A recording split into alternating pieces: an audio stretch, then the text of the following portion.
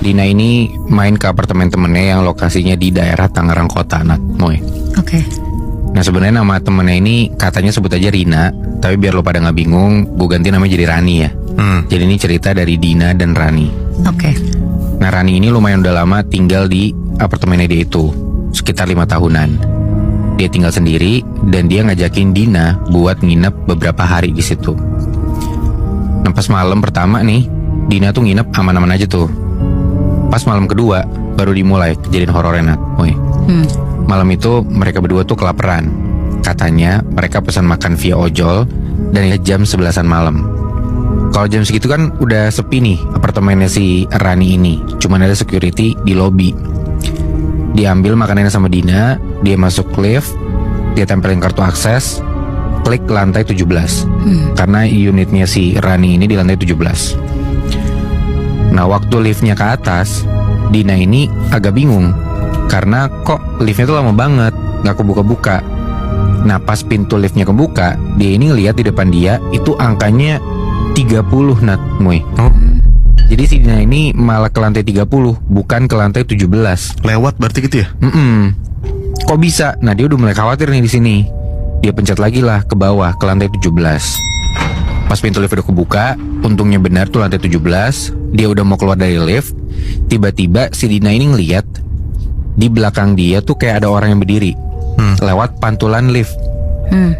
Kan warnanya besi gitu kan. Padahal dari bawah sampai ke lantai 30 sampai ke 17 tuh dia sendirian.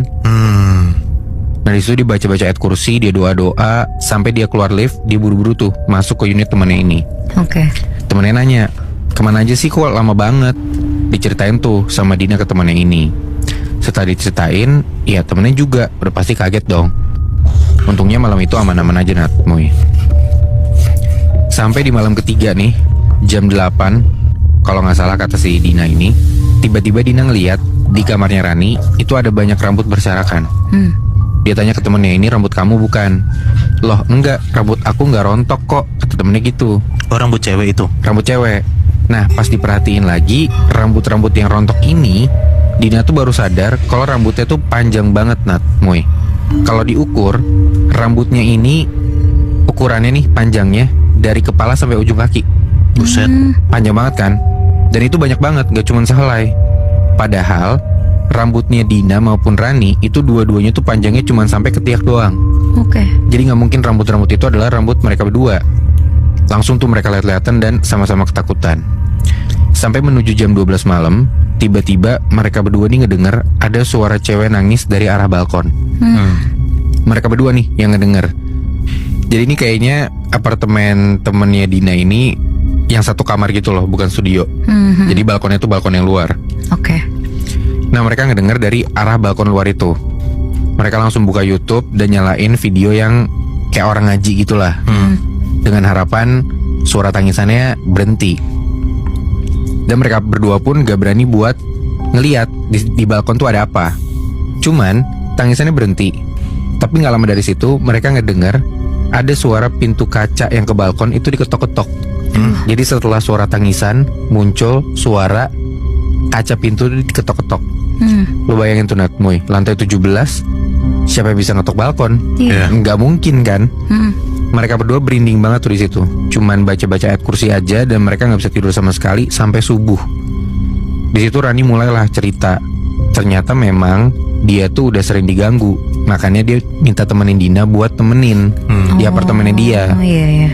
Jadi ternyata gak cuman Rani doang yang sering diganggu, tantenya juga pernah. Jadi tantenya Rani ini pernah nginep buat nemenin Rani. Nah tantenya Rani ini nginep, tapi gak mau tidur di kamar karena katanya dingin, dia gak kuat pakai AC. Tantenya akhirnya tidurlah di sofa bed ruang tamu. Paginya tantenya Rani ini cerita ke Rani kalau semalam tantenya itu tidur ditemenin sama Mbak Kun. Anjing. Aduh. Mbak Kunnya tuh duduk di tepi sofa gitu, di ujung kaki tantenya ini.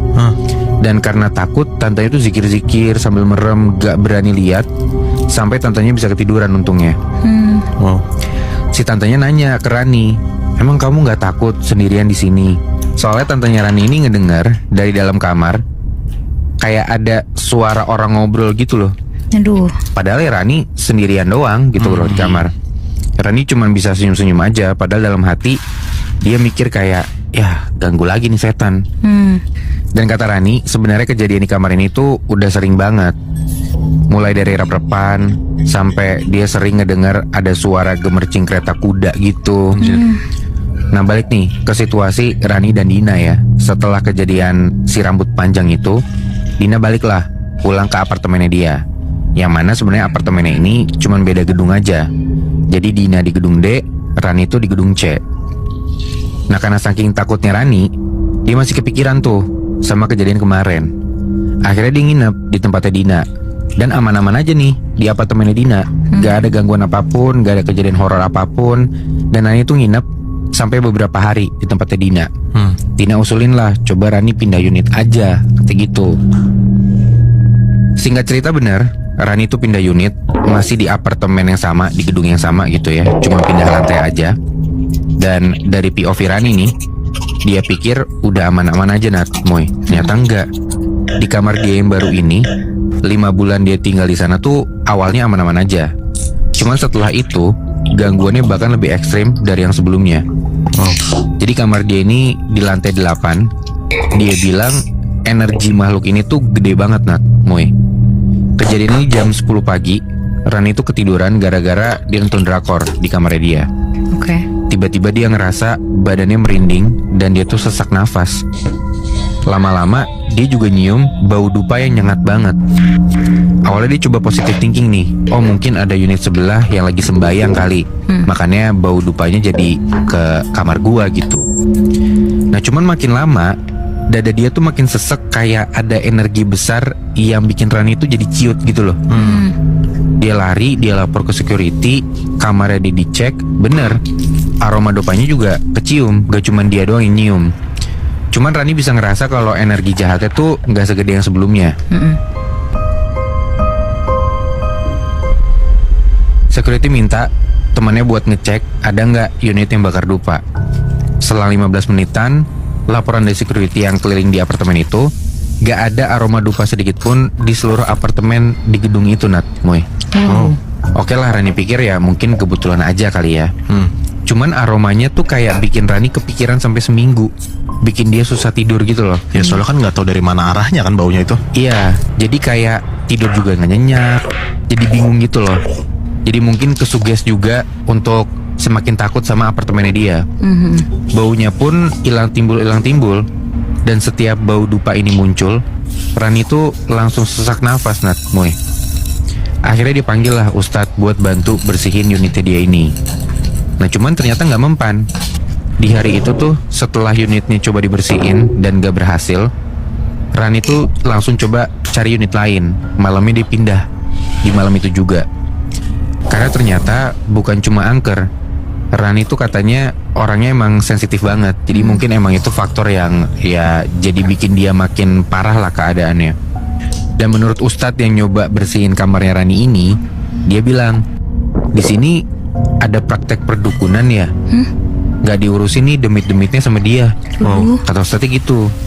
Nah setahu Rani emang ada nih praktek dari dukun yang terkenal di apartemen itu. Cuman ya dia nggak nyangka apakah emang unitnya tuh ada yang ditempatin atau mungkin malah nyebar sampai satu apartemen itu dia nggak tahu. Nah akhirnya Rani pindahlah ke gedung yang sama Dina biar nggak diganggu lagi. Dan semenjak itu akhirnya nggak pernah ada tuh gangguan-gangguan lagi yang dialamin sama Rani. Berarti sebenarnya pun Rani pindah, dia kan udah tahu ya kalau misalnya si gedung itu tuh ada praktek dukun kan. Sebenarnya gue yakin sih kalau ditindaklanjutin sama apartemennya buat nyari tahu dukun atau di mana, sebenarnya akan hilang gitu. Bener. Nah tapi kan nggak ditindaklanjutin sama pemilik apartemen kan Bi? Kayaknya sih enggak ya, karena di ceritanya nggak ada. Ya dan gue yakin banget pasti nggak cuma Rani doang yang ngalamin itu, pasti banyak banget anjir. Iya juga ya.